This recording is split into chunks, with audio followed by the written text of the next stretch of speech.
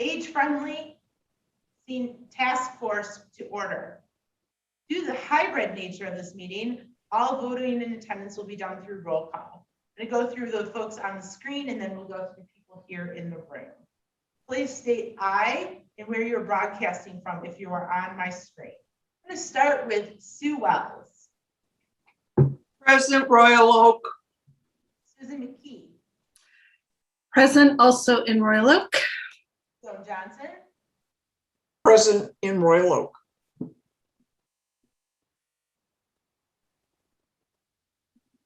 Present in Royal Oak. Sarah Kinninger, present. Moving on to the next agenda item, which is, well, we already did roll call. I don't have a copy of the agenda, so Susan's helping me. We also have Susan with us today. Approval of the minutes from May, June, sent to us by Carol. Did anybody have any discussion on the meeting minutes? Did we get find them? They were not sent out. That's one of the things. If there's a way we can make sure that those get distributed prior to, that would be great. I mean, unless they were sent out the day after the meeting and I missed it. I checked. Okay, I was digging for them, so. you would. Thank you, Sue. Yeah. I have one comment. Under new business, C:"I". It's the Colorado Springs business. In the second line, it says profits they do work. I think that means it should be that they work with.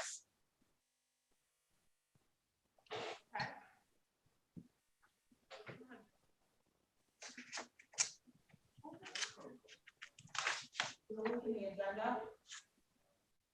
Okay. It sounds like some people didn't get it done in time. So what we'll do is we'll Move it to next meeting. move it to next meeting. And we'll approve both of them in next meeting. How's that? Okay, Motion to table this until our next meeting. Once they've been distributed, everyone has a chance to review them. I can forward them to you tonight, so we will have them, but so you can, while it's fresh in your memory. yeah, I move we postpone approval of the previous minutes until our next meeting. Second. All right, we'll vote on it. Sue Wells, Yes. Susan McKee, Yes. Barr, Yes, Joan, Yes. I say yes. So we'll get that to you tonight. And then we will approve the next one. All right, moving on to the next agenda, which is, This agenda. how are we feeling about this agenda? did we get it? Okay, so it sounds like we had some issue with getting it out, or some folks didn't get it. So real quick, what's kind of on it? You guys had discussed last time, you had kind of pushed a conversation about values and the group's values of kind of how you guys wanted to move forward to this meeting. You had roles within the working groups themselves, and you wanted to discuss templates. And those were the three things that you guys really had on the agenda from my notes from last time. Okay. On top of approving the meeting minutes, approving the agenda, roll call, and probably adjournment. Yes. In random order. I do think that the agenda is on the city website. Yeah, that's where I pulled it up today, but Okay. yeah. Sounds like Susan and I, after this meeting, will figure out a plan to ensure that everybody has an agenda and meeting minutes in advance. I don't know what that looks like, but we'll figure it out. I think there's some confusion probably over who does what as I've sort of transitioned into this role and then also taking more of it on. So probably what will happen is my hope would be to finalize the agenda 1 week before the meeting and then send you guys that packet and have it all posted online. So that's probably where we're headed at that works for everybody.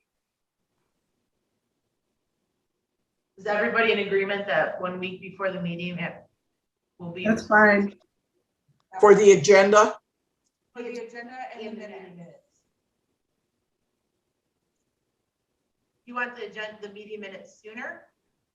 No, I just want to know what's coming. If the meeting minutes and the agenda arrive together 1 week ahead of the meeting, that would be helpful. Yes, so my goal would be for you guys to have any and all meeting minutes, backup materials, anything that you will need for this meeting would be to you 1 week ahead of time. Sound good? Yes. Okay. All right. So the next thing we need to talk about is value statements. So I know Susan McKee had emailed me about kind of how we want to do that. I know we talked about having each domain group create their own values.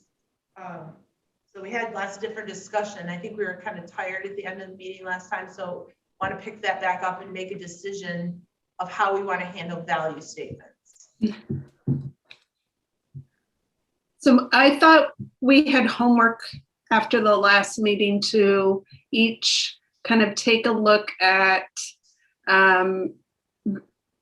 value statements from either other action plans or out of our own sort of sense of direction for this community, and that we were going to come up with sort of some proposed ideas that we could review today and think about what would reflect the work that we're doing.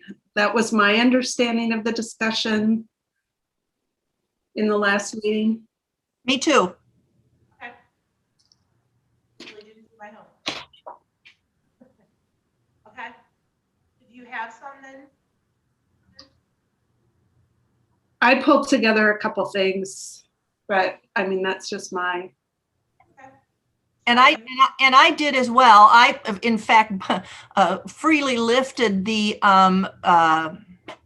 values from the Royal Oak Civic Foundation, just because we developed those pretty recently and they're pretty, broad reaching. I guess the question is, how do we look at them at once? And I'd be willing to do what I've done in the past and share my screen. And then can we add to that list, Charlotte? Yeah. So Okay. Sue McKee, can you email me now your document?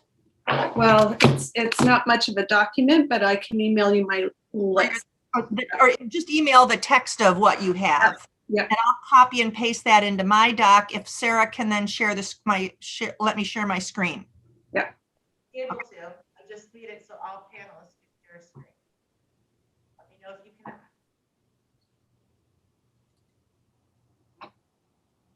This is very rough thoughts.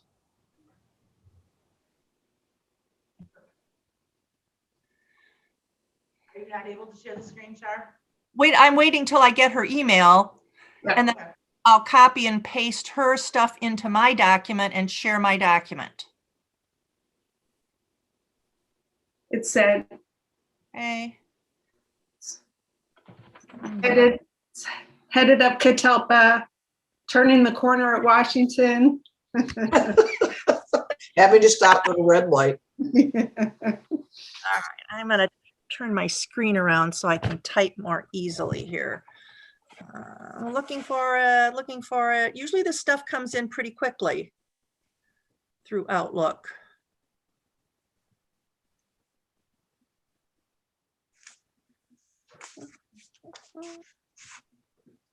Let's refresh.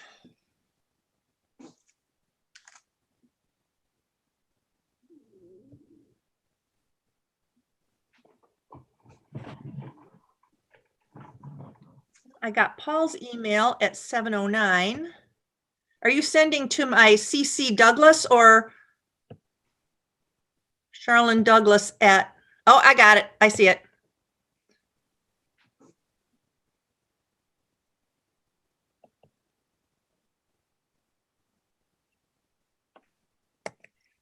Okay, bear with me just a sec. I'm on it.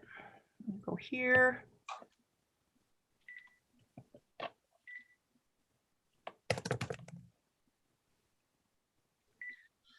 I'm gonna go here, right there, and share.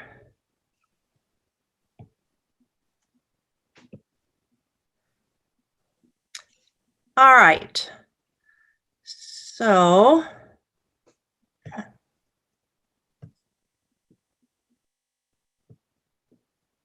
all right, there we go.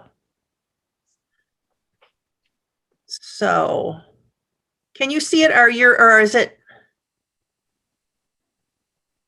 I can see it. That's great.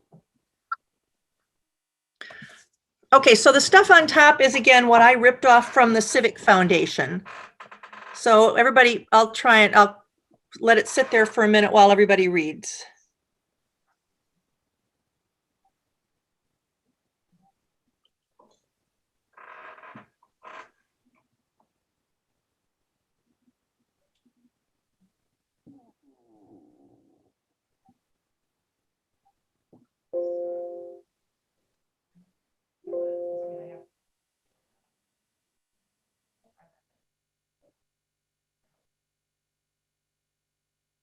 Okay.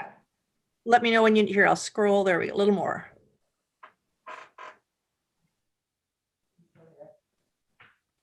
Obviously, I copied a few from Boston's too that I thought had some value for our values. Value for our values. Mm-hmm.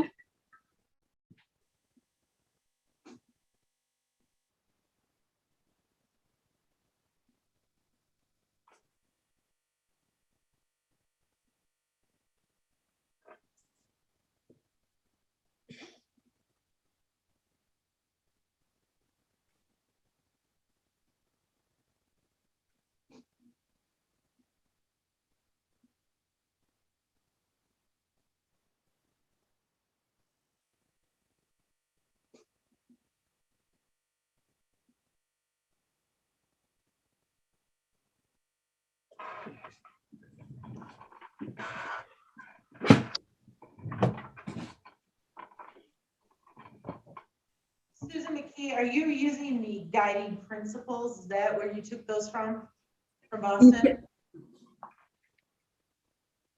I'm sorry, Sarah, were you talking to me? Did you take those from the guiding principles in the Boston report? I think I did, yes. At least I think there were just the two there around interdependence and ageism.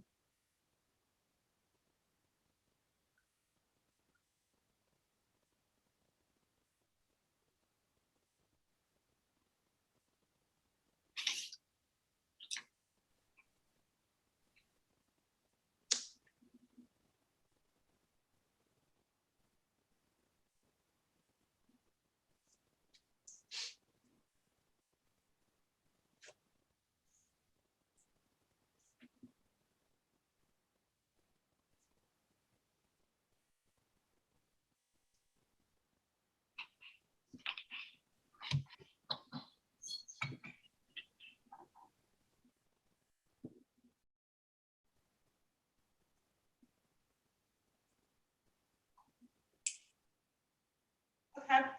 What are anybody's thoughts? Or other ideas even. Yeah.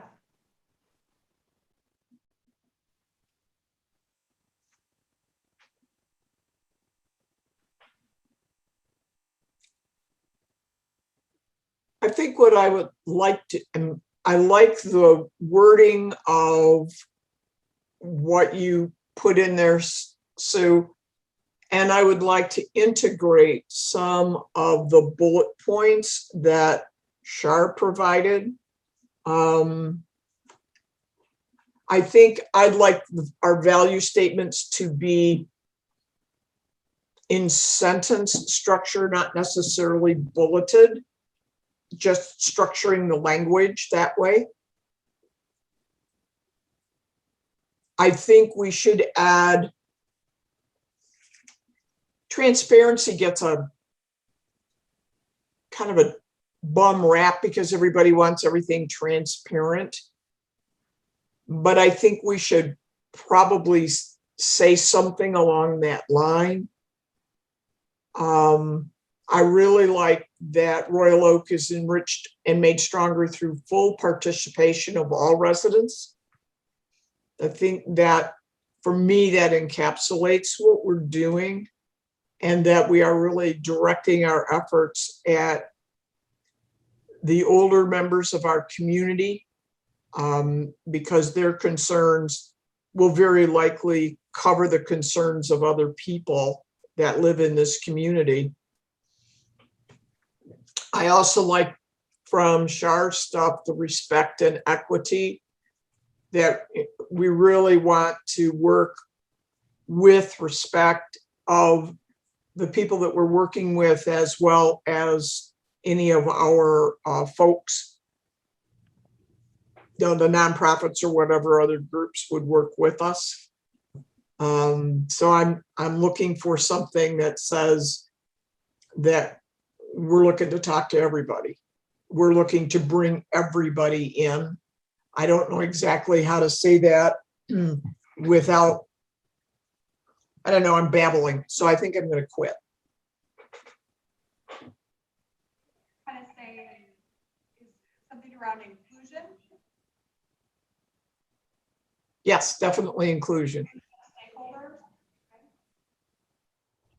So if I'm reading Boston, so where Sue kind of got the other two of general racial independence or interdependence and combat ageism, they have creative partnerships. Boston is rich with dedicated and impactful organizations that work with on behalf of older adults. This Boston, the Age-Friendly Boston Initiative commits to leveraging the strengths of existing relationships with community organizations and nonprofits. It will also forge new partnerships between the public and private sectors, including art and culture groups, the business community, and faith-based organizations.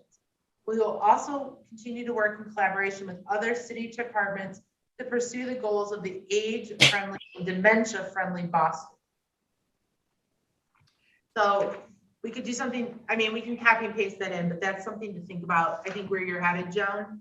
Yeah, my one thing when I was reading that, or my thought was, I think that, which is why that final point around co-production, I think it's important for us to express that this is a process that is led by the community members, by the citizens of Royal Oak, right? It's been based off of their feedback. They're participating in each and every step.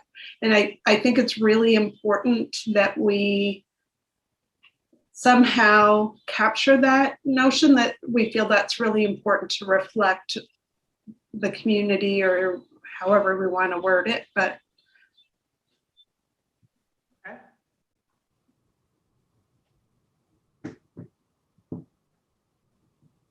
Is that a value statement, or is that part of that's important to ensure that we have that throughout the entire report? I guess. I think it's a value. I don't know. I feel that it's, and I think it's important for the community buy-in around what it is that we're doing, for that to be clearly stated right from the outset. Yes, I agree. I think it's one thing to say inclusion, but I also feel that inclusion needs to have some definition around it. This is a citizen-led, and citizen participation is required in this. We got the data from them. And in many respects, the citizens are looking for us to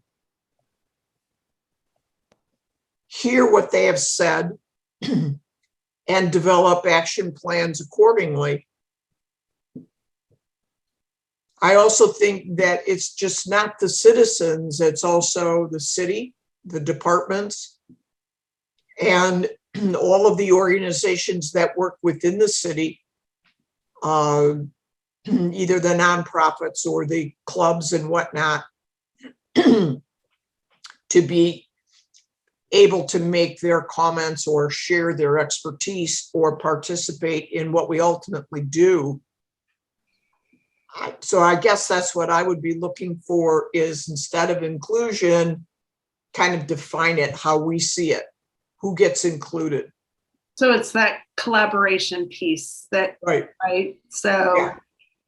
driven by citizens, but it's a collaborative process with appropriate stakeholders, professionals, businesses, et cetera, which is part of what Sarah was referring to from the Boston document.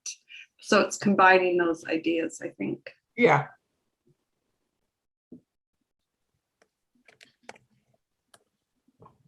I guess I'd also like to see as part of our values, understanding and using the historic information that makes Royal Oak what it is.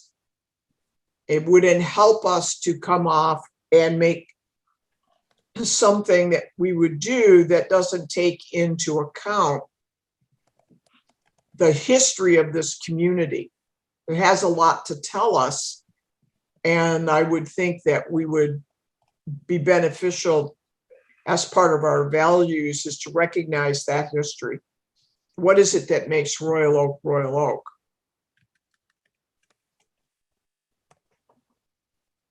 I like that. I like the ones that were from the Civic Foundation. I mean, I think we could easily, I guess, we have a vision, we have a mission, now we're getting value statements, and they're all these very, very long sentences. And I guess if we could get I don't disagree that we want to present them in sentence format, but I also think we got to make sure that there are things that like can be easily referred to. I mean, we can explain all the history and all of those things in the action plan report itself. And so I guess I don't want to keep, like, I do think all of these things are super important, but like, also I want to make sure that we're not overwhelming them with so much information of like, that it's hard to digest, what is it, the mission, the vision, and the values. So I do like the idea of some of these key words, and we know that we can go into when we present them, how we arrived at them and the historical things that we want to take into consideration. I just want to make sure that we're not writing like paragraphs for values. I don't know, I guess I'd love to hear other people's thoughts on that. I just feel like this is a lot of information to throw at people on night one. I think it's important, but I agree that shorter, like the ones from the Civic Center, length at max kind of thing would be fine. I think like some of the things that I put down were just trying to capture some of the ideas, could be reworked or reworded in any way to reflect that concept. It was more just to get the idea down. I agree, they shouldn't be too wordy. I mean, because I like the idea of the word generational interdependence. I think that's an important piece. And I think that's what we're trying to say with I think inclusion and generational interdependence are two different things for me from the way I look at it, like, but I'd love to hear your guys' thoughts. The way I hear us talking about inclusion is that making sure that we're engaging with everybody and that we have the right representation of all of the different municipalities and nonprofits and all of that, which to me is different than ensuring that we have that, we're connecting both like, Gen X and all of that, like all the different generations together. So that's the way I look at it from two different perspectives. But I would be curious of your thoughts. So I guess that I'm more of a simplistic person in regards to less is more, but I think it's valuable that have it be with a presentation or in another subsection in regards to what do we mean by integrity? What do we mean by these points? But I think our overarching values should be more bullet point with a small definition behind it. Yeah, it could even be something like we believe, and then, whatever bullet points we feel we want to capture, just something along that line.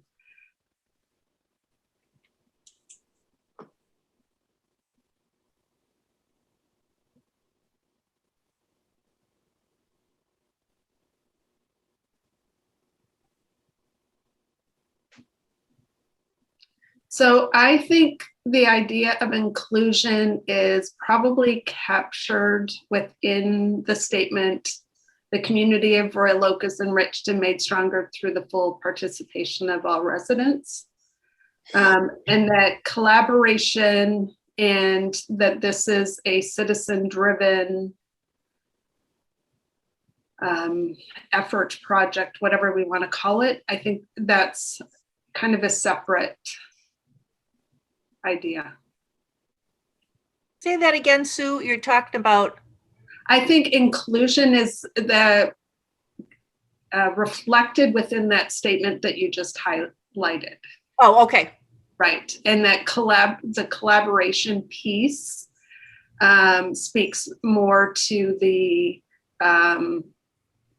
that this is a citizen-driven process and done in partnership with. So it's that, yes, that the collaborative piece fits with that. And I agree with Sarah. I think the generational interdependence is an important concept for the whole age-friendly AARP thought process with this.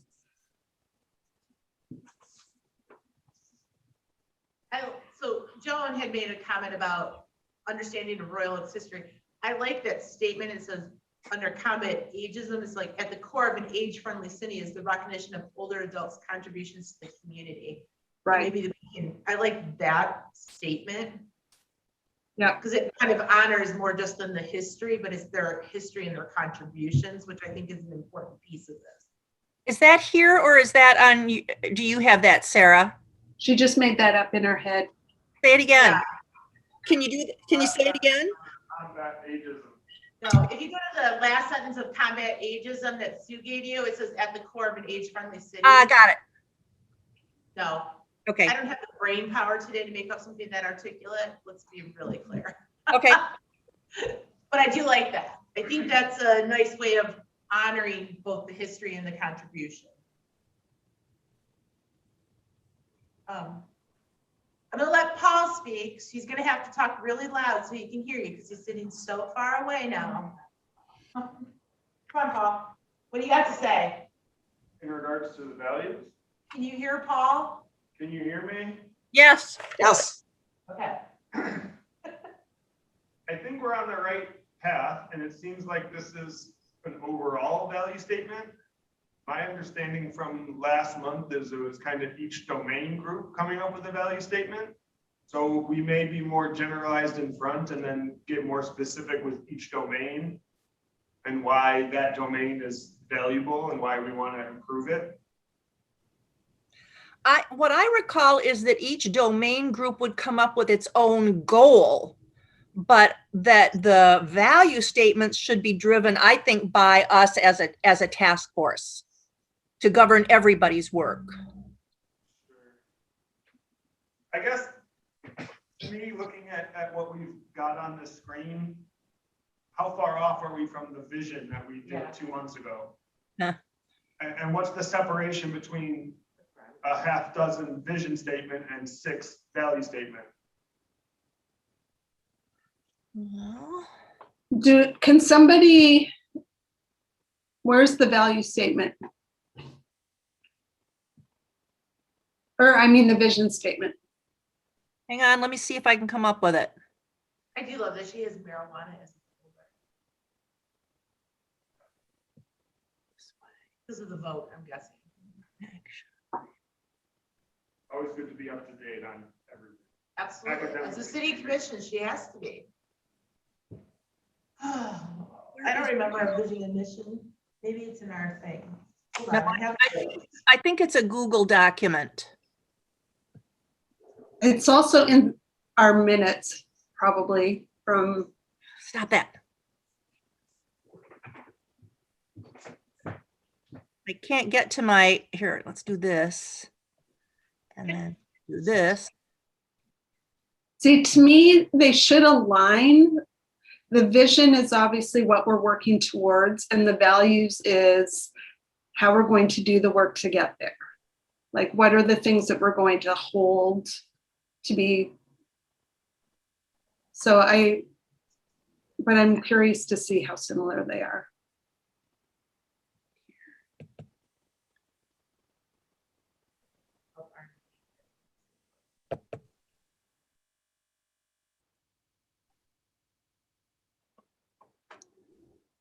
Okay, come to mama.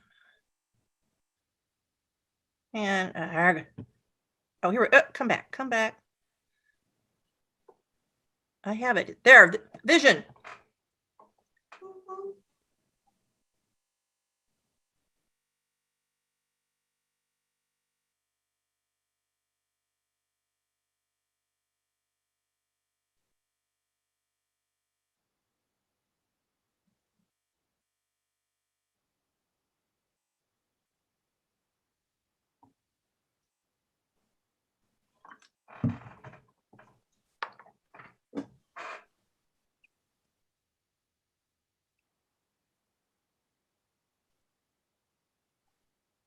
Have you pulled it up yet?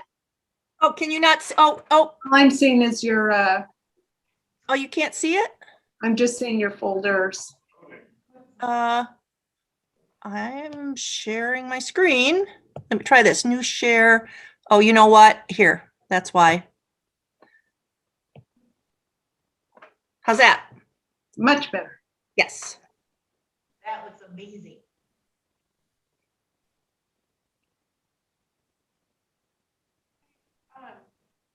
I haven't seen this yet. Can someone, I don't know whose Google Drive this is sitting on, but can someone send me a link to it? Sure. Thank you. Or send me a copy of it, whatever. It's it's a Google Drive doc, so I'll just add you to the group. Thank you. Okay. So what was our mission? Is the mission the ones in red? Or This is the vision. Here's what I'm going to do. Hang on, bear with me here.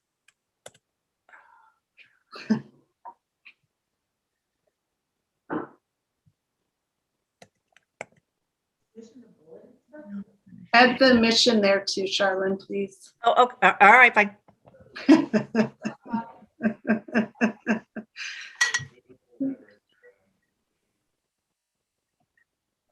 We will is our mission. I thought it, no, isn't it the step above? Hang on. I'm going to share a different screen. This is best. This is amazing. Isn't the mission the points above that on the Google Doc? The mission, here, can you see this now in red? Yeah, Those are the mission, vision and mission we developed.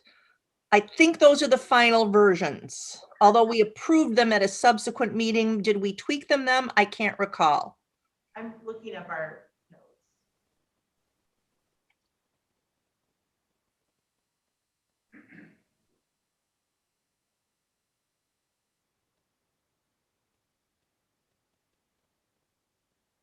okay.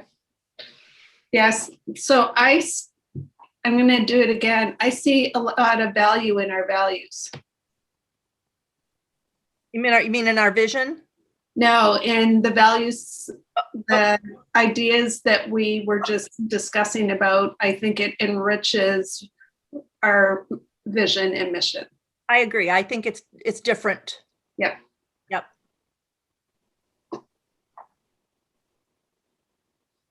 Because to me, the mission feels a bit, I don't want to say analytical, but it feels a bit drier. So the values, I think. I'm just comparing to make sure that that's what we. Yeah.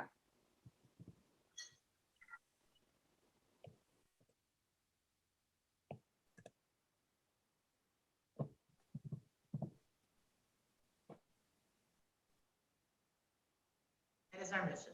That is our vision. So if we're picking out keywords of there, I see intergenerational interdependence. I feel like I see respect, strategy, collaboration.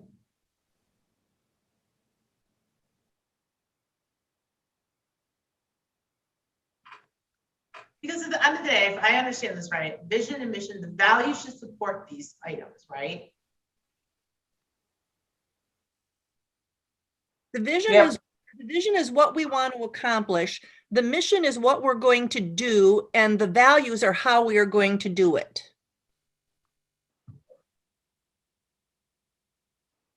When I look at the ones from the Civic Center, that seems like those are pretty in line. Maybe we have to add one or tweak them a little bit, but I don't see how much different they would be.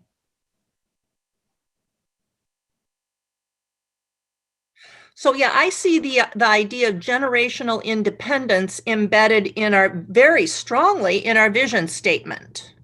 Okay, so then we've got that covered. Yeah. Okay, so that's good. So take that off or mark it. What we're missing in the two, the only thing that I see missing in either the vision or the mission is that it is community driven.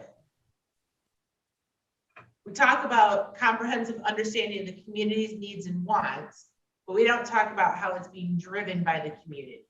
So it seems like that's the only, I mean, we may have to tweak some of the other things, but that community driven piece is the one value that I don't see up in these two statements currently, or in the ones from the Civic Foundation. What is it? Civic Foundation.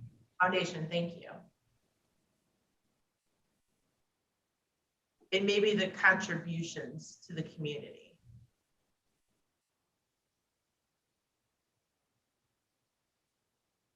So those are the two I don't see. Well, I think the contributions to, well, say more about what you just said, Sarah. So when I'm looking at the ones from the Civic Foundation, I feel like those are pretty, not generic, but I think those are values that we all would want to encourage, right? I mean, we talk about respect. Universal. What? Universal. Yeah. What I don't see in there are the honoring of the history or the contributions of our current seniors, as well as the community driven. So those are the two that I see that are kind of missing.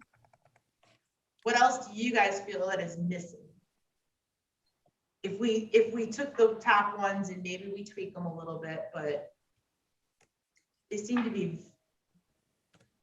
Are you suggesting that we make a modification to the vision statement itself? No. Let's take the Royal Oak Civic Foundation values and tweak them to fit our needs better. Right. I don't see why we can't work within these things. Maybe we have to change a few, but I do see that the two things that the community driven and the history are the two values that are not in the Civic Foundation. So instead of going through this whole thing, because generational interdependence is part of our mission or vision. I still think that our values have to address the idea that, and whether it's the statement there at the center that the community is enriched and made stronger through the full participation of all residents.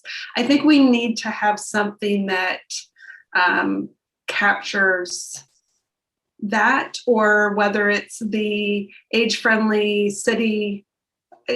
I'm just feeling like the one above doesn't reflect the project. It is a bit too universal, like I feel like I would like to see them reflect this project a little bit more closely. So whether we tweak those ideas or the wording a little bit, just to reflect a bit more of what it is specifically that we're. Okay, so let's go up and look at it. Here would that fit in? Is that just the overarching statement? The community of Royal Oak is enriched and made stronger through the full participation of all residents that will be driven through this set of values. And then we list them. I mean, maybe that's like the intro Let's to start this. with we believe, and then paste it next to we believe. There you go. Right. We believe the community of Royal Oak is enriched and made stronger through the full participation of all residents. We will, based on this, like, what? Go ahead. Then we can have the part of recognizing the history and contributions of older adults, the other highlighted part at the bottom. Yeah.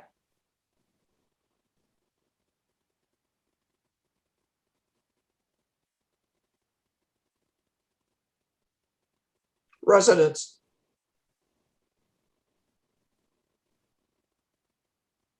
We will do this with, and then you can say integrity, strategy, respect and equity, collaboration, and creativity. I think the community-driven stuff, I think, needs to be up at the top. Like, I think that needs to be front and center. Like, yeah, I just think the placement of that's important, though. I don't think that should be an afterthought. I feel like that should be kind of our up at the top, even before integrity, respect and equity, collaboration.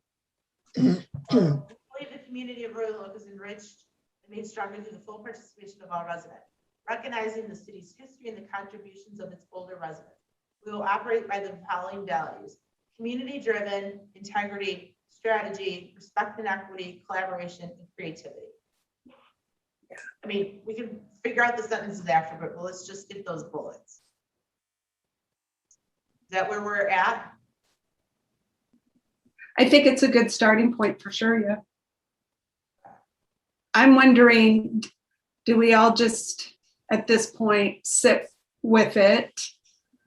And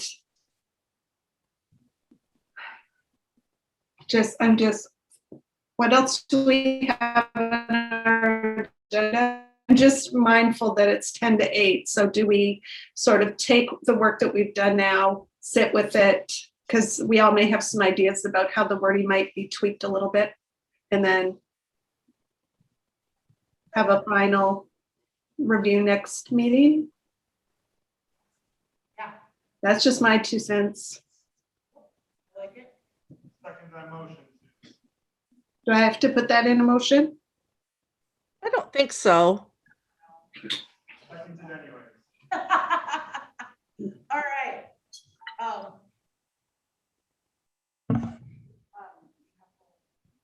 Okay. The next thing we wanted to cover was some of the roles in our work groups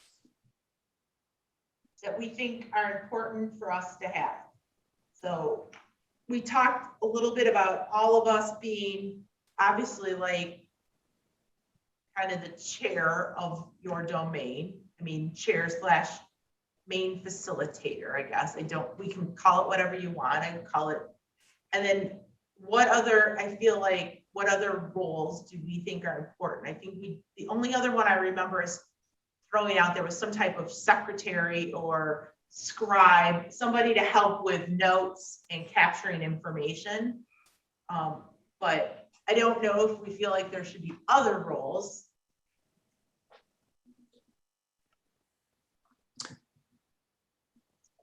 The only other one that I can think of is someone It's not going to happen, but as soon as we don't plan for it, it will. Somebody who would be a co-facilitator, co-chair, chair of vice, I don't know what you want to call them. But someone who would be willing to be in support of the facilitator or chair, however we call that person. And I can't think of any other roles that would be necessary beyond those two. Well, three if you have the, Maybe we gotta come up with what we want those titles to be. yeah, whatever we call them, facilitator, co-facilitator, and scribe. I think those three are probably all we really need. Otherwise, we end up with a top-heavy organization. I'm all on board. I just want to make sure that we understand like what the titles that we want and kind of outline, maybe just bullet, not go super deep on what the expectations are for that. So if you're the chair / facilitator, you are leading the meetings, correct? Like, What was that? I said, if you're the facilitator / chair of the meeting, Right, okay, and I'm guessing you would be kind of the main point of driving the conversation, right? You're the task force representative. Okay, so the chair, okay. So we need someone to facilitate meetings. Just listing out tasks. We need someone to facilitate meetings. We need someone to capture what happens during the meeting. Not facilitate, lead meetings, manage discussion. I mean, be a real chair, I think. Can I ask by this yet? So are the task force us, are we not chairing these? Maybe yes, maybe no. Would we be better off as scribes? Because we are going to be reporting back to the central task force. I'm just feeling that it would be hard to have somebody else potentially to step in at this point with an understanding of what the heck it is that we're trying to do, or with the understanding of the data or that whole process, and have somebody else kind of lead or facilitate those groups. I agree. I think that our expertise is such that we would be the best people to be the chair or the group leader, or however you want to talk about them. And then somebody to fill in behind us if we had to. Because we're not going to be going forever. I hope not. And then someone who has the ability to be a scribe. If you ask me to be a scribe, we're all in trouble.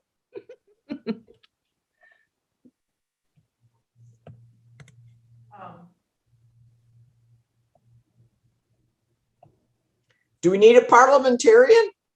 No, I'm kind of supporting here what I've heard from Sue McKee and Joan, that we all have meeting leadership skills.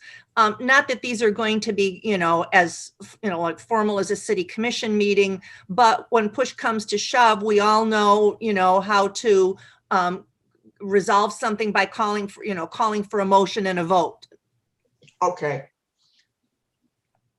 I was wondering if we need them, are we going to perhaps divide our groups into smaller groups to work on specific issues and bring them back?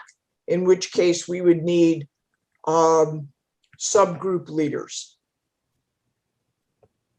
Isn't that something that could be determined By the group. I vote for the co-chair facilitator to be the city department head who's politely requested to be a part of this. That makes a lot of sense. Wait, say that again, Paul. For the co-chair or the backup facilitator leader would be the city department head or their designee who's assigned to that group, because they don't really get a choice in the matter.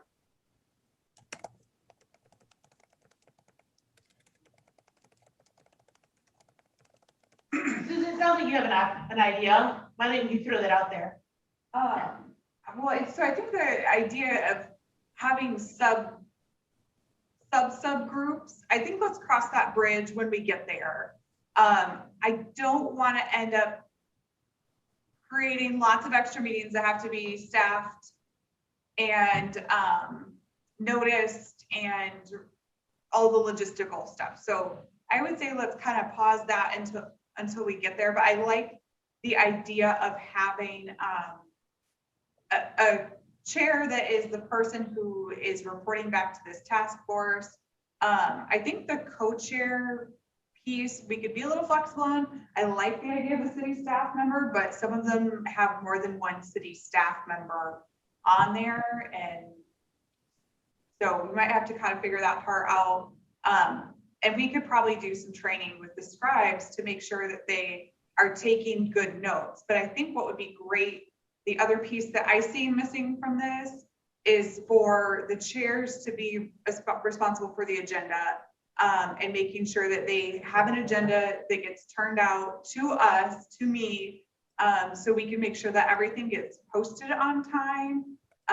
But I think Sarah and I had planned on sort of popping into different meetings and trying to make it to as many pieces as we can, but we want to make sure that I can't do all of that for all 6 groups. So I think the chair kind of needs to take that responsibility for sharing and creating agendas and making sure that I get them so we can make sure to get them posted in a timely manner.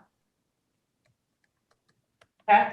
Yeah, that makes sense. I was wondering too, even with the vice chair or co-chair, like it might even in some situations make sense that it might be another subject area expert, or so I kind of wonder if that should be a bit flexible depending on the domain and the makeup of that group as to who would be the most appropriate person.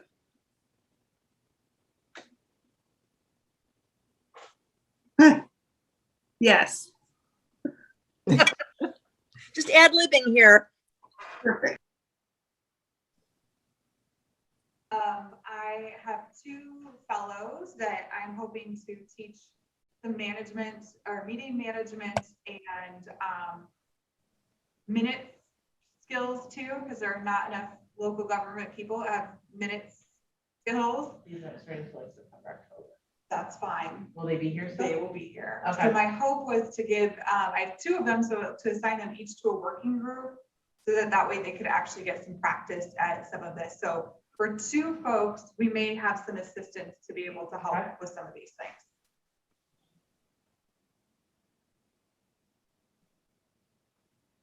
And I'm gonna be completely honest that like, as the task force or the chair of this, if you want your co-chair to create and share the agendas, I think that's perfectly fine, as long as they send them to you to approve or whatever. Like, I think you guys can divide and conquer within that. Like, I don't think, but I just want to make sure, or the scribe, if the scribe really wants to do the agenda, like, does it really matter who does it as long as we get it from the task force representative? Yeah, we need to just make sure that we're getting that and it can't be me creating all 6. Yeah.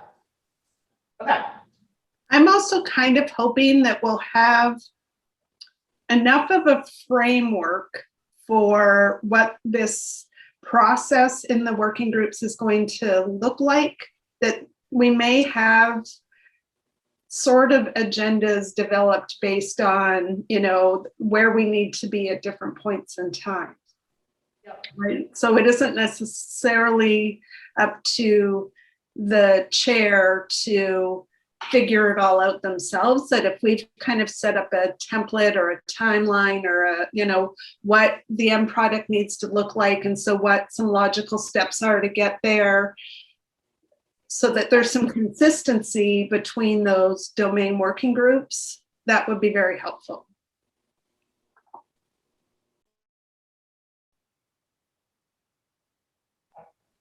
Yeah, I agree. I don't think there'll be a ton of additional information, but, okay.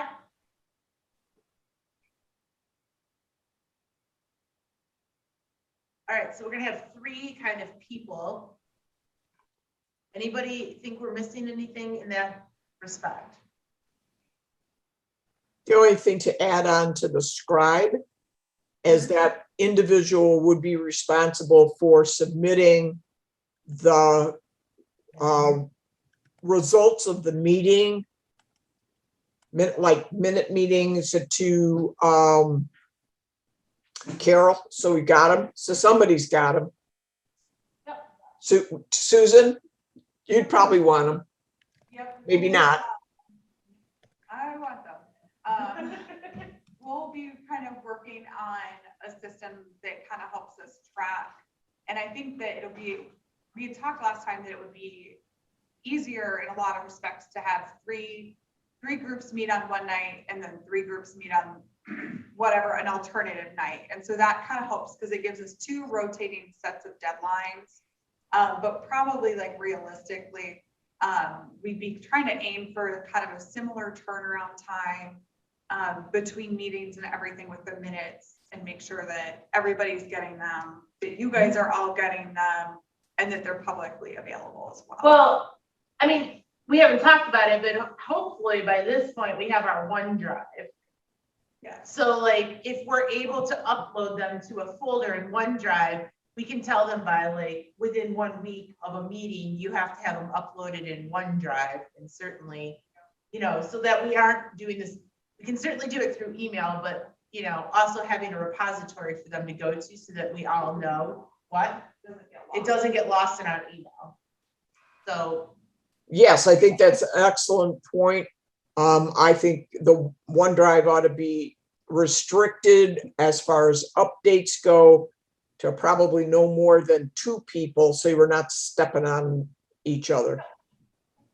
Absolutely, I don't disagree. I think we can come up with who gets what when we get the solution.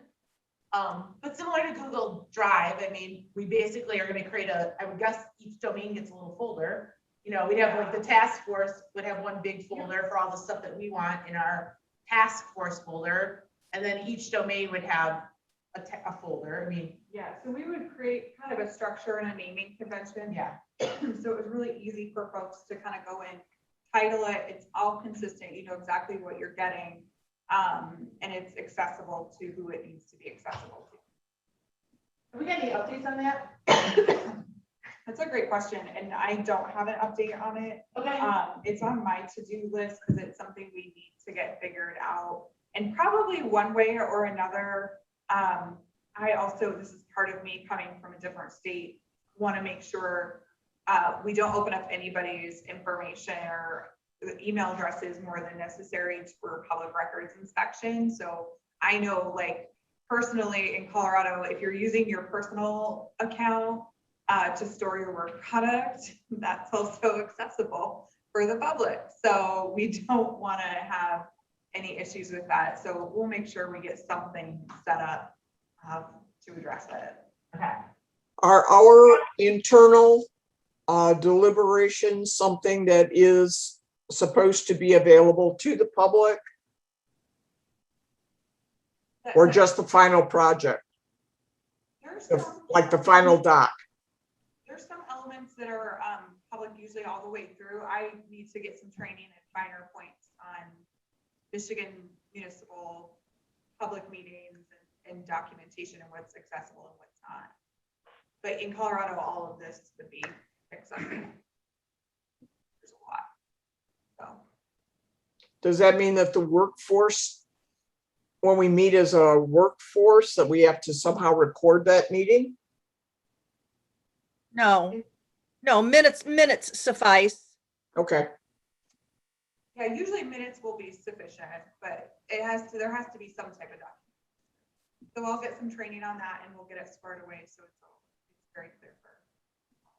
So can I, when we have met before, as when we've had working sessions versus formal meetings, all that was required was a bit of a summary of the meeting, I believe it had to be posted, but it wasn't, the requirements weren't as strict with regards to what needed to be available publicly. So I guess I'm kind of wondering with the domain working groups, are those work sessions versus formal meetings?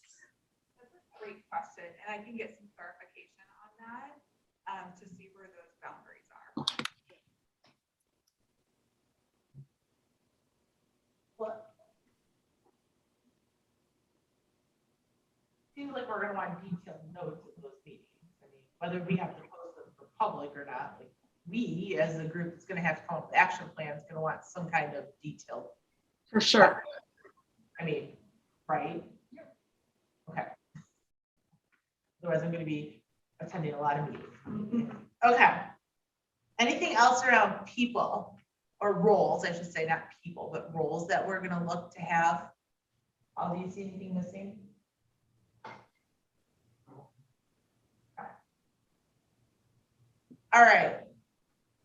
Moving on to, what was it, templates? Okay, templates. I have not done it yet, but I have a template and I will create one and send out an example. Susan and I kind of talked about what our one pagers would look like for the working groups. So it was kind of like title of the domain, a definition, and then we're going to do some different survey, like summaries of the data. I'll probably be working with all of you to help me put those summaries together. But I'll get you guys a copy of that this week. I just haven't had time to put it together. So I know that one, we talked about putting together a PowerPoint for the kickoff meeting. So there'll be a PowerPoint for the kickoff. I think one thing we need to really dig into is starting to decide what we want the final thing to look like so that we create the templates or the action plan templates to feed into what we want our final product to look like. I think I can send you a couple of examples if that would help, that I can put together, but I think we need to decide on what that looks like so that we end up collecting the data in a manner that feeds that very naturally and very easily. Does everyone agree with that? I have one question. Sure. AARP has forms for everything. Yep. Do they also have, does that organization also have forms that we could look at for working groups? I just was looking through my random amount of stuff that I brought to my meeting today. And there is elements of an action plan. They have a SMART goals thing. I can make copies of this and get it to you guys. And then they have domain specific charts. They have like activities by whom, by when, resources needed, barriers, partnership, metrics, and outcome. Okay. So I can make a copy of this and send it to them. You guys, if that's what we want to do. I think that's really good to structure the meeting on an ongoing basis. If you have SMEs that need to gather information to bring back to the working group, we would need to have some sort of an interim chart of who's doing what. At least I would think we would. I don't want to get bogged down in paper, but I would like to at least have some structure around that. And I agree with Sue. We need to know where we're headed so that the format of what we create will fit that and we don't have to do an awful lot of editing. I mean, I'm looking at these reports from the various cities, and my gracious, I think they probably had a technical writer in there writing all of this stuff from reams of paper that they would have picked up. And putting together this report is going to be a monumental job. So the closer we can come to cutting and pasting, I think the happier we'll be. So if I can kind of throw this out there, what I heard you guys kind of talk about last time was you all liked Boston. And they kind of used that, we heard, this is our vision for this domain, we heard this is what we think we need to work on, and here's some action steps, right? So you're kind of working towards that outcome. And so I think, yeah, if we can get the groups to kind of focus in those areas and come up with, you know, some statements and some things, it should kind of flow together and almost write itself a little bit more. Well, that's what I'm hoping for. Each domain was organized into the following sections. We envision, we heard, we are, we will. Okay, So if you think about your working group, you guys can spend a little bit of time on what we envision, right? Then you have another meeting or couple that you dig into the data that was collected. Gives us the we heard. Which is what you heard. Then we're gonna bring in the different community groups to make sure that, like, we all understand what we're doing. There's no point in reinventing the wheel That's or duplicating, so Yeah. then we're getting into. That's in the we are, that's what we're outlines all the initiatives, programs, and partnerships that we already are participating in. And then you're kind of digging into what are those gaps. The and we fill will. in. Is the recommended action items for each domain. well, good, because that's almost your meeting agendas. Yeah, Yes. I like that summary. So I will put something together with that to kind of give us to noodle on it, and then we can talk about it in our next meeting. Does that work? Yeah. Okay. And I guess I'd also wonder, so I love this framework. I think it works really well and is easily understood for others who might be looking at the document. But then when it comes down to being more specific with regards to those action steps and how that is framed, you know, I think some thought has to be given to that as well, right? So when it's the we will, it's nice to have some general statements about that, but then whether there's an addendum or something that has a bit more of the, whether it's set up like a SMART goals or whatever, however it's structured, that what are those steps so that we know, have we done what we said we were going to do? What are the timeframes? Who's responsible for it? All of that kind of meat and potato stuff. yeah, I mean, if you look at Boston's, their we will is recommendation number 1, ensure the consideration of older adults' needs and opinions in park and public space design. Then they have action item A, action item B, then they have a recommendation. I mean, so I fully expect that the we will is Yeah. where we're spending the bulk of the time saying, you know, we can dig into exactly what we want to structure it as, but that should be these action items that Okay. we're getting out of there. And I do like that, I think Boston at some point puts a full summary of all of them in, it's like a chart of all of that stuff that I think we would include. As you can see right here, they have all of it included, so you can get to the detail. They have recommendation, action item, partners indicated in which year they would be completed. So I would fully expect all of this information included in our report under the we will section. Susan. Yeah. So Yeah, is that but even general having it in both formats, I think is great, right? So you've got how it's written out and but it's also really nice then to have that sort of charted. Yeah, so we'll have that in both places so that you can see the Well- full details. But I fully expect that we will is outlining, like, it's not just some like, we would like to do this. Like, no, it's very specific of what we want to accomplish in which year and all of those things. Great. Okay. I will work on some things, some documents for all of you to noodle on. I will try to get them done hopefully this week, maybe this weekend. I'm not gonna lie, I forget it's Tuesday. I do have to go to the office tomorrow, so. I actually physically have to drive myself to an office tomorrow, so. Any other templates? So a PowerPoint, we're gonna have some templates about this. We'll walk through kind of the structure of the overall plan during that template, that kickoff meeting. We'll have some things that help structure how we're gathering action plans and what we want those elements to be. What else do you guys think we need to set us up for success? So Susan Barkman, do you have, I mean, we collected, I mean, so we've got all of these names. Some people volunteered, some people I voluntold, I added their names to lists and they don't know their names are on them.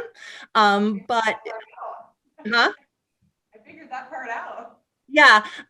So do you have all of those names and email addresses? So that's a great question. So we found when we were going through the aspiration sheet, we did find a sign-up sheet. And so one of them was a sign-up sheet for information. So we are probably looking at building out a email group that would allow us to kind of communicate regularly with interested folks. And then we did find some folks who were interested in participating in one of the working groups. So I need to go through and figure out who I have contact information for and who I don't and where they fit into the puzzle a little bit. So certainly I'll probably be reaching out middle of the month with you guys to kind of help fill in any blanks for that part of it. But so far it looks like we've got a lot. Probably the other thing we need to check back in is, do they still want to participate? Sure. Because a lot has changed for folks in the last year. And we probably need to figure out what that participation is going to look like. If remote will be an option, virtual, what are our options? Because different folks may be comfortable with different things. And as much as we want to try to accommodate, it's also a lot easier sometimes to be in person. I'm very much in favor of making this an all in-person event activity. I don't see how we can bring the technology to bear to have people participating, like 3 work groups operating all at once, each with an adequate Zoom screen. So logistically speaking, when we were talking about the 3 different groups, we planned on having one in this room, one in the chambers, and then probably another one in another conference room in the building. So we were kind of trying to figure things out a little bit, but this building gives us, I think, a little more technology than the senior center does. So if for some reason we did need to call, conference somebody in or conference in an expert from somewhere, we could do that. So another thing is, I mean, we still have our ad in the Insight magazine. And in fact, as I go out talking to voters, I've recruited like 3 people on the doorstep to participate in this process. And so I've been sending them the link to sign up. And that's also in that Google Drive folder. So Susan, I will share that with you so you can capture any additions as they come in.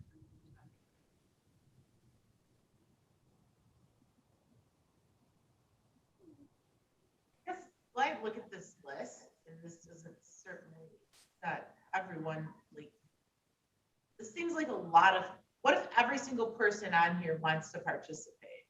Woohoo, that's great. Well, it is until you get to meeting management, and I mean, There are multiple. Keep in mind, a lot of those are, I believe the people with the the people with the asterisks? Some are signed up in more than one group. So there are duplicates. It's not as many people as it initially appears to be. There are some folks, particularly staff, that are going to be, it looks like, attributed to more than one group. And so as they do that, they may be really bouncing from room to room, not so much really in one space, but so we're hoping to kind of strategize through that a little bit as well. And I will say that a lot of the experts, the names you see in pink, I added those, and those people, most of them really don't know that I recommended. Good to know. we thought we wanted what? 12 to 15, was it? I can't remember. What's our ideal number? Because we need to have 50-50 split. So if you start to put down that you want, we have to, isn't it 50% have to be residents? At a minimum. Does 50% have to be experts? No, my understanding is that the 50% have to be residents. Some of the experts don't necessarily have to be members of the working group per se, right? So you might call a subject area expert in for one meeting to share information about a particular topic or, something that's relevant. It doesn't mean that they need to attend every single meeting, right? Versus like the city staff who are going to be implementing this, they need to be a part of this process and have buy into this process. So if we make working groups, 20 people, let's just throw that out there, 10 of them have to be residents, minimal. Yes. 20 feels massive to me. I don't know about anybody else. I'm just walking through the math of it. I don't disagree. That's why I'm starting to look through some of this. I mean, I think 12 would probably be, from a management of people perspective and opinions. I think For like 8 to 12. Yeah, I feel like 8 to 12 is ideal. That only means we only have to have 4 to 6 residents, which I think probably decent. I mean, because I know some of these names on here. I think the other thing is giving them a timeline of commitment. Like, are they expected, and like, how are we going to position that? Are they responsible for the next 3 to 5 years on implementation and monitoring? Like, what does that look like? Yeah, Asking 8 to 12, I mean, I will set up some time with Karen. Susan and I need to talk to Karen, but I mean, I just remember that, like, you and I, Susan, sitting in that meeting, and it was like, we thought these were gonna be 6 months, but they were really, expectation was, this is really 3+ years. These working groups, then maybe it's only they meet quarterly, but that's still a hell of a long time to ask that many people to commit to, Are we relying on the working groups that monitor the implementation? that's why we need to figure out. I don't think so. I don't think so. I think most of the goals are written to be monitored through either the small task force of us or the city department who's in charge of that group. But as writing our SMART goal, we will write how it's monitored becoming achievable. Yeah, I don't necessarily think that's what I'm just throwing out there that I just remember Susan and I were sitting in a room and we were like, oh, we're gonna have these working groups for 6 to 8 months, we'll just say, like, right? And I remember Susan and I, like, legitimately were then told, like, no, they're responsible for monitoring and implementation. So that was really that 3+ years. Remember, Susan? Yeah.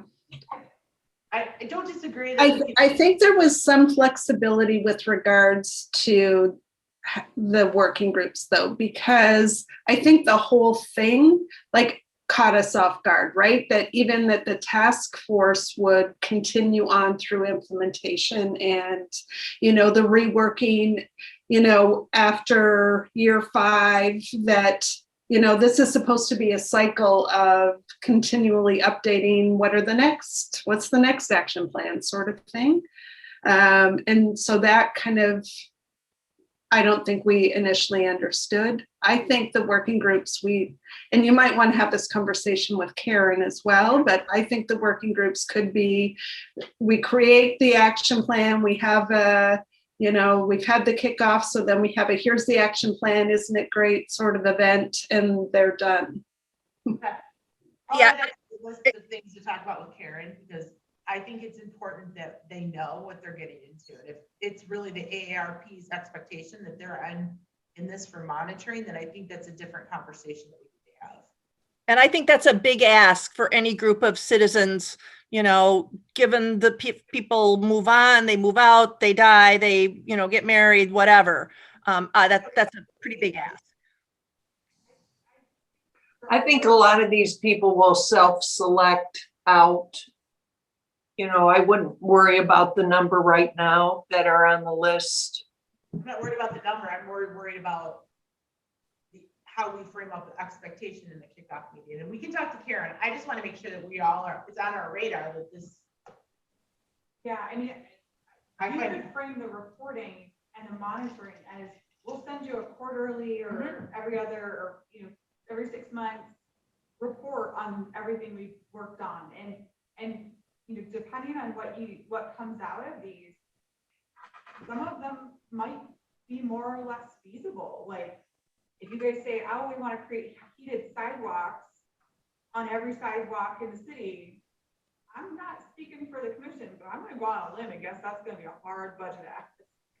Like, they're not. well, I know, so let's put it this way. I think this is something we need to get clarification on. Do we all agree that like, we need to be very clear on what we're asking of these people and for how long?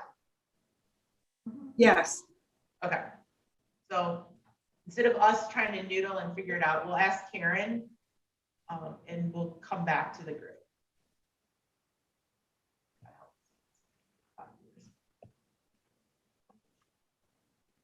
Okay, anything else? Any other topics that you guys want to discuss?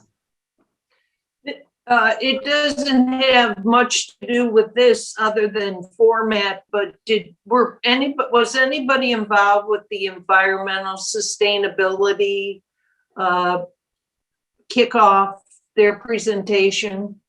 I Did was, anybody see? yeah, I thought they did a very good job with their kickoff presentation.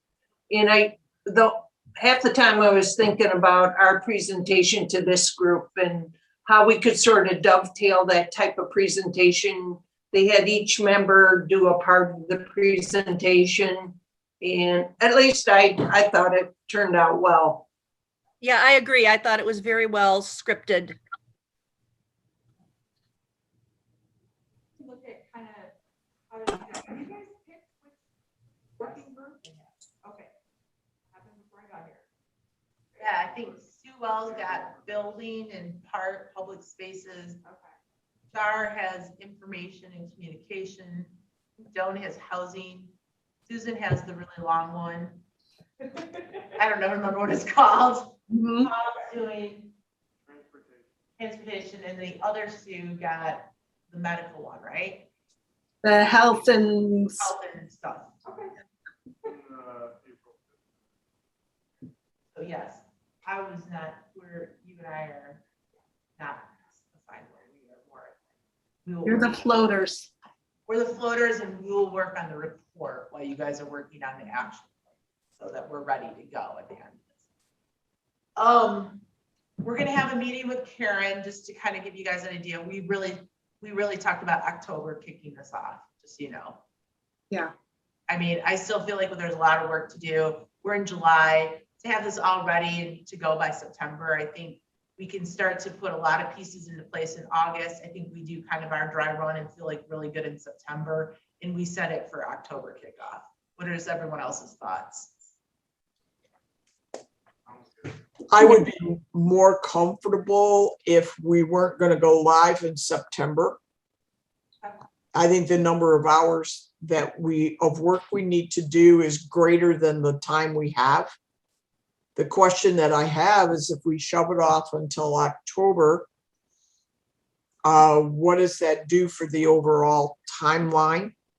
And then we will be butting up against holiday du jour, because we won't finish this stuff. I mean, if we start with the working sessions in October or November, we're starting to bounce into Thanksgiving, Christmas, and a gazillion other days of holiday. So it's okay. I think October is more reasonable than September. But I think we need to do some Yeah. forward planning to manage when we actually start this, how many sessions we think we're really going to have, and how to get them in. Do we roll over into January with some of these meetings? Some thought anyway to the environment that we're going to be walking into when we go in October. So I'm inclined to put that back on Susan Barkman.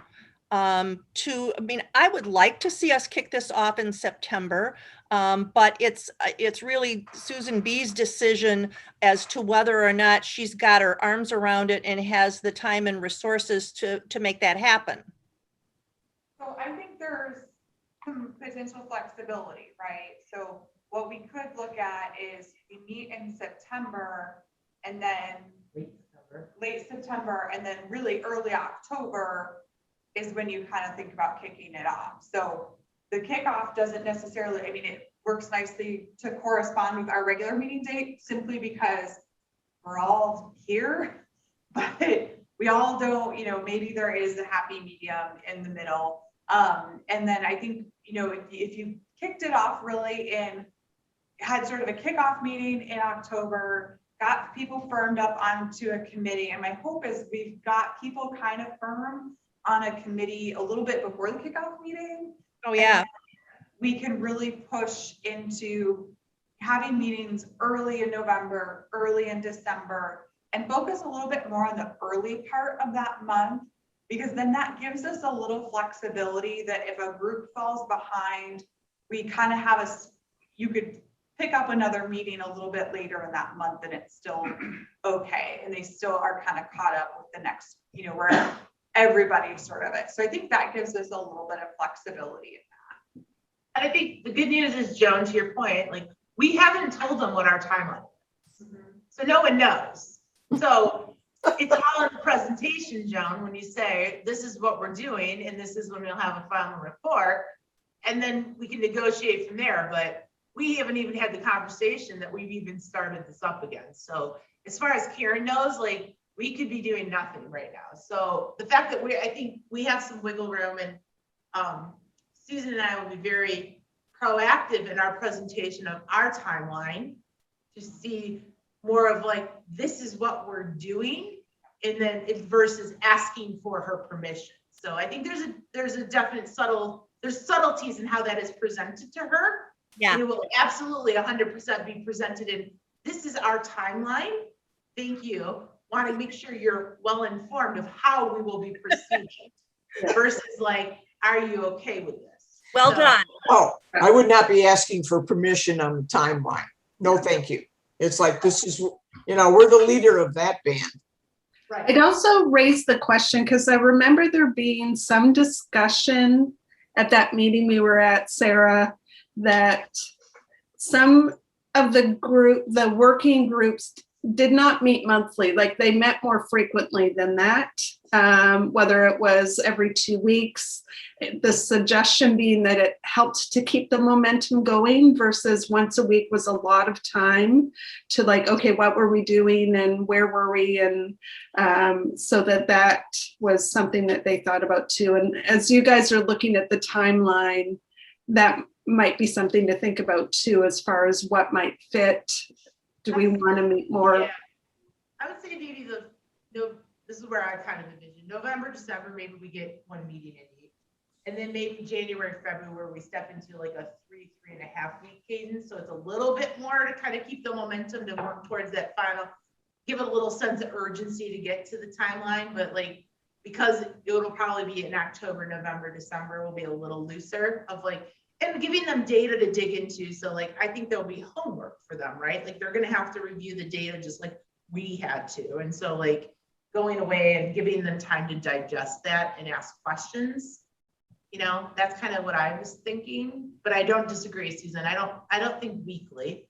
I don't think weekly is even humanly possible for any of us. I think twice a week or, you know, every 2 weeks is still a ton. So I think 3.5 weeks is probably a good, if we could even swing it within the resources that we have here. There's lots of things to think about when, like, I get, you know, the building's not just at our disposal either, right? So I get there's all of those things to consider as well. These two will probably tell us what the timeline Right. is like. I'm thinking by like end of next summer, we are turning in our action plan. Like that kind of gets us through the winter to like work with our working groups. Like I've been guessing 6 months-ish for that. and then we take another couple months to put it together. That's kind of where my head is, 6-7 months of working groups, 2 or 3 months of that. So I'm thinking fall, like late summer, early fall, we could turn in our action plan for review, or at least present it to city commission. I think we have to present that first. And then give it a month for public comment, and then get it to the AARP. I guess my question is, how many meetings would we really require? You know, if we're talking 6 to 8 months, can we get people on these committees, these little task force, to hang in there for 6 months? Maybe we don't, like, I think that, I'm just saying we have that kind of timeline to work with, like, maybe it comes down to, we take one for the one for the, maybe it's one for we envision, maybe it's one for the we something else, then we get a couple, maybe it's 1 or 2 depending on your group for the we are. I mean, that might take some time to get all those groups to present all the things that are already happening, and then a couple for the we will, you know? And the other question in there too is, how much do you guys want to say, okay, here's all the data we collected, or do you want the fellows to go through it and I can teach them the analytical skills? Because what I found in there was some of the previous fellows had taken themes out of it, but they hadn't really put any analysis to those themes. So like, I think I did one, I can't remember what one I gave you as the practice one, but it was something with like maybe it was transportation, but like one of the themes was like, I don't like parking in the parking garages, right? So somewhere in there, I can tell you that so many people said something about, I don't like parking in the parking garages. And beyond that, so many people said, I don't like parking in there because of safety. I don't feel comfortable in there. And you can start really it gets into the weeds, but that's where you start getting your actual numbers from those qualitative pieces. And so I think the question is, how much of that do you want the committee to do versus do you guys want me and the fellows to say, here's a page of our summary, of the summary, and here's all the data if you're really curious, knock yourself out. Yeah, Somewhere in between. I'm feeling that trying to have the working groups sort through the data is going to be impossible, right? But I also have a hard time envisioning that we get the depth of understanding in a one-page thing too, like, because we've also got all the data from the surveys, right? So whatever that needs to look like to make sure that we have a thorough grasp of what the community has told us through all of those focus groups, through the 800 surveys. But yeah, do I think that we can muck through those and make any sense of all of that? No. So, and I think the other thing is having 1 or 2 fellows gives consistency of how it's been interpreted versus Right. someone might interpret it one way, Sharon does it a different way, Susan. I mean, we all just have different ways of doing things. So, I mean, that's just natural. So if you have one person do it, I will get you this template. I think you have fellows deep dive it. I think they need those analytical skills anyway. I think that we would need to take time to validate it, at least read through it and kind of go deeper. And then we always make it available to them if they want to go through it, right? I mean, I have every domain, every aspiration sheet right here, you know? Okay. Yeah, exactly. So like, I think it's a combination of both, Susan, but I don't disagree that like, we need somebody to come up with at least a summary of where to start. And it doesn't have to just be a page, right? So I use a page because that generally is about as much data as people are going to take, but we can throw in some great charts and graphs and different things to make it easy to digest, pretty understandable, but give enough meat to it and probably pull out, you know, some maybe quotes or something that maybe could go in the final report so we don't have to sift through that later. But some things that would be really helpful, I think, for the committee. So I will get them going on that, and we'll hopefully have that here in the next little bit for you guys. But Why don't we at least have one for a sample? yep, I can knock out a sample real quick for you guys and get that to you guys before the next meeting. And then we can talk about it in the meeting and decide if we want to go forward with it before they do all of them and we're all like, what the heck is this? Do you know what I'm saying? So if we can get a sample for our next meeting, that would be helpful. Yep. Okay. I certainly wouldn't want to stick the task force with trying to dig down through all the data that we collected. Their eyes will roll. Well, and it's also like, we don't necessarily have the skill set to analyze it appropriately either, right? So I Right. think that it's really that data is where we're going to get our action steps, right? When we take that data and compare it against what we're already doing, where are those gaps? And that's how those working groups are going to determine what next. So Make it as easy on these folks as we can and still cover what we need to cover. I think once we have kind of that sample, then we can make, like, we can talk about like the different buckets that we have and say that, you know, maybe we estimate that this is gonna take 2 to 3 meetings and then we'll back into it that way. So I can put that estimate together. And we can always kind of revisit the data too, because my sense is as the working groups discuss, there might be something that pops up and they were like, hey, was that in there? And we're like, well, we didn't really identify it, but let me go back through it with that lens. So we can probably take that step too.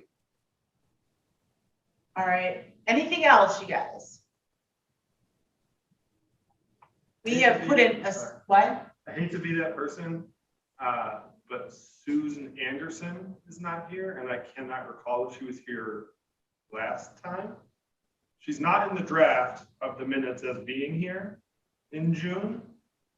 I don't know if that impacts her standing on the task force. Really, Paul? We Really? better figure it out now. Okay. The rules are you can, if you miss, is it two in a row or any 2 out of 3? Shoot, I can't remember. 2 in a row or 3 total in a year. Right. Now, you can get a dispensation, but you have to acknowledge it and you know, beg to be retained on the committee. Yeah. This is a committee everyone's begging to be on. and I think in fairness too, I think getting the minutes and the agenda is a good reminder that, oh yeah, we have a meeting on, you know, next Tuesday or next Monday. Yeah, so let's see if she comes next week or next month, and then we can go from there. Because that would only be 2. Does that mean she's already removed? All right, guys. Okay. So when do we meet again? So our next meeting would be the first Monday, so that would be August 2nd with your packets coming out July 26th. Got it. Okay, it's in my calendar. Okay. And I'm gonna say your packets will come out probably July 27th, just because I'm out with one of the local Michigan Municipal League things. So I'll be out a little bit that week before, so stay the 27th, and then you can gently remind me that your packet is overdue. Okay. So say again, our next meeting is Second. the 2nd of August. Okay, Your packets are in the agenda center, so on the website in the agenda center, and you'll see them there. We'll make sure. Link to the calendar too, over that center.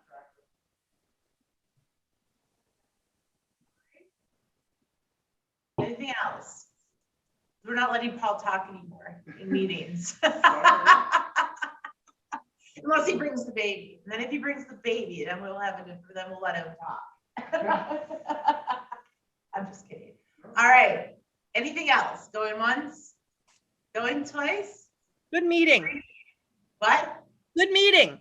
Yes, very good meeting. I think it was super productive. I think we're making some really great strides forward to getting our working groups in order.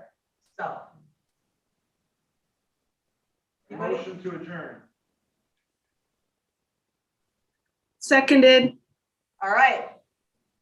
Go ahead and, do we have public comment? No, there was no public comment. No public, okay.